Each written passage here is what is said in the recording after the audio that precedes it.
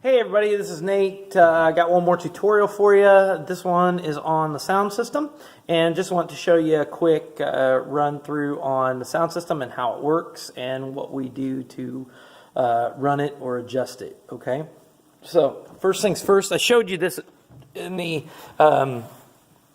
how-to on turning everything on in terms of light, sound, video, the whole bit.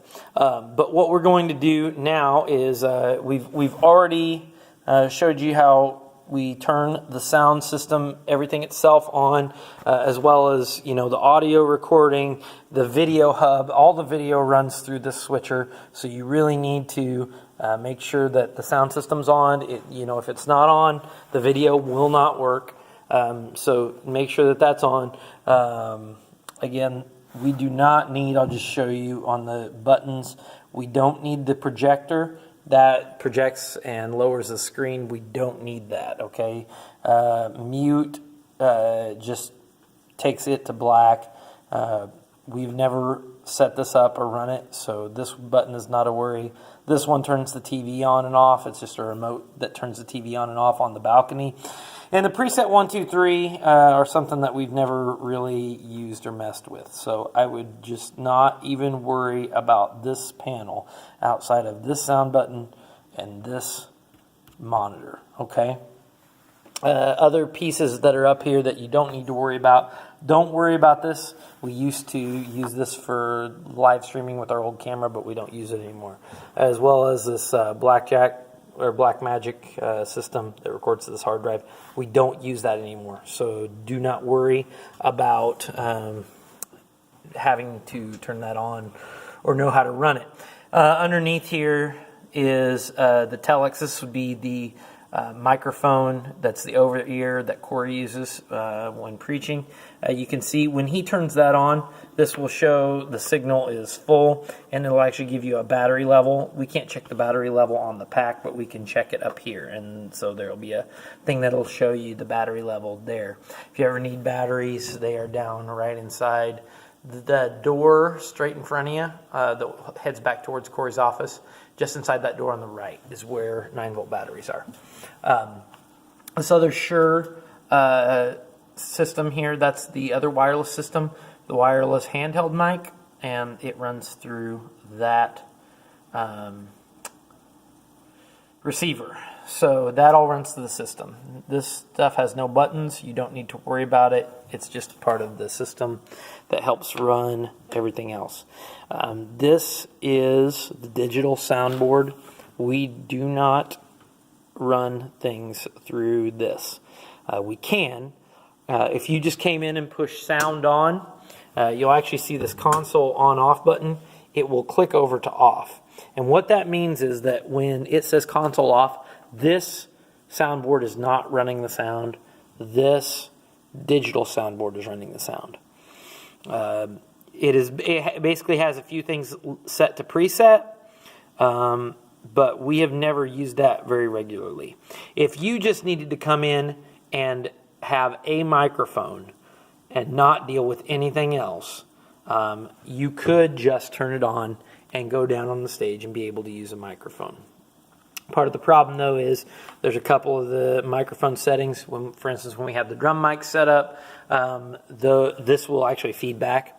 When we got the monitors on, there are 2 monitors on the stage. I should point that out. Maybe I'll just go down there and just make sure you know how to turn those on and off. Currently, they're off, but they would be on typically on a Sunday morning. On the soundboard, okay, so here are our levels, and you need to obviously know a little bit about sound in order to take advantage of exactly how this works. It's more than just I'm turning things up and I'm turning things down. Typically what I've found is when people are complaining about a sound issue, it isn't so much about a volume. It typically is more about something in the mix is too loud or is too quiet. It's a mix issue, not so much as everything's just too loud and it hurts my ears, because we've tested it out multiple times. We're not running levels in here that are above anything that is unsafe or acceptable. So the issue typically is the mix. And again, that's not always done on the sliders, which of course do adjust volume for each of the channels, but it is also adjusted by the red dials, which are gain. We've got EQs. We've got the sound that's running through the monitor. These are all things to keep in mind when you're running sound. So just to show you a few things about the soundboard and how things are set up. This, the yellow and black sliders currently set at 0. Do not move these. Keep these set. Those are what goes out to the main speakers, which are obviously the 3 that are above, as well as the ones that hang at different points around the room. Those speakers, that's everything that's coming out through this. The only other thing that comes out separately is the monitors, and the monitors get controlled by these blue dials on each channel. And the blue dials control the monitor, and there's a control here for 2 different sets of monitors. Okay, the ones on the right, as we're looking at the stage, the ones on the right, those would be monitor 1, and that would be the top dial. Okay, on each of these, the one on the left is monitor 2, and that's going to be the bottom dial. And that will adjust 2 separate mixes on either side of the stage. So depending on who's where, we'll want to adjust that. As well, so above this, obviously the red at the top is the gain, and that is how much signal is coming into the system from a given input. Okay, a microphone, a guitar, a keyboard, any of that. Okay. And so those are all adjusted at the top. Again, over here, the blacks on the top are the high EQ. That's the high treble pitches. We also have 2 mid-range frequencies, and then the low frequency, which is a lot of what comes out of that central big speaker, the subwoofer. Okay, that helps boost the bass in the room. But those are the EQs if you're looking on a given channel to adjust how it sounds. Those are the ways to adjust that. Okay. Finally, we go down here. Okay, these are important. We look at the sliders, which adjust the volume for a given channel, and then the red button. The red button mutes a channel. Okay, when you have muted it, you will not be able to hear it in the system. Okay, so when I push this red button, for instance, on the lead vocals channel, I will not be able to hear it now in the mix. Okay, if oftentimes one of us asks you to unmute something because it got muted at another point, that is where those buttons are. Okay, so the red buttons, those are them. Okay, those mute and unmute channels. Now, I want to show you on the system itself. Okay, here is where we're at. So we've got lead vocals, acoustic guitar, piano. Those are currently all labeled, and we try to keep these labels current as far as what we're using. Okay, channels 4 and 5 are not used. We've got on the stage the vocalists. Typically, we try to keep them lined up so that one's on the left and one's on the right, but those are the 2 mics that sit on the stage for vocalists. Then we've got a communion mic, which is the one that the elders use. We've got a bass guitar going into the system. We got a bass kick. That's the only part of the drums that are mic'd is that kick drum and the boom on that. So we have the level adjusted for that. We've got an electric guitar here, as well as we have a keyboard, although the keyboard is not currently hooked in because it gives us a lot of buzz, so we don't have that hooked in. I run my iPad with loops and things from the stage. That runs in here. That's an input on the stage. Here we have the lapel wireless. That'd be the one that Corey uses to preach from. The handheld wireless, which is that handheld Shure mic. The talkback mic, which is a mic that sits over here. Show you, this is a microphone here. I can just switch it on and talk to the people in the room. Boom, boom, boom.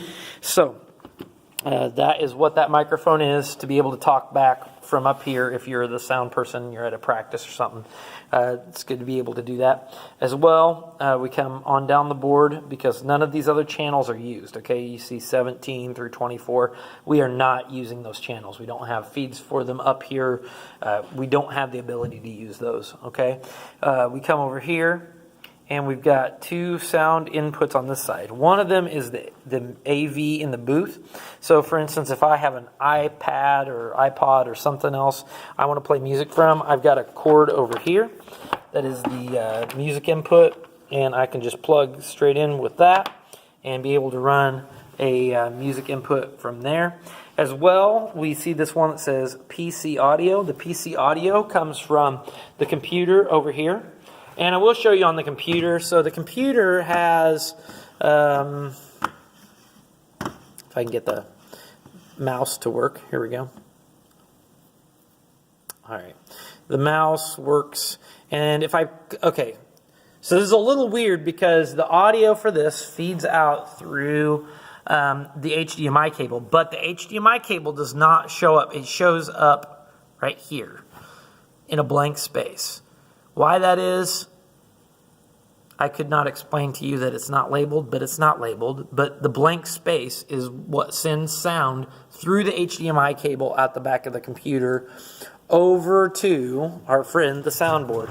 And so that is how videos or music, anything else that we're playing audio-wise that comes from the computer, if it's not, it could switch over to internal speakers.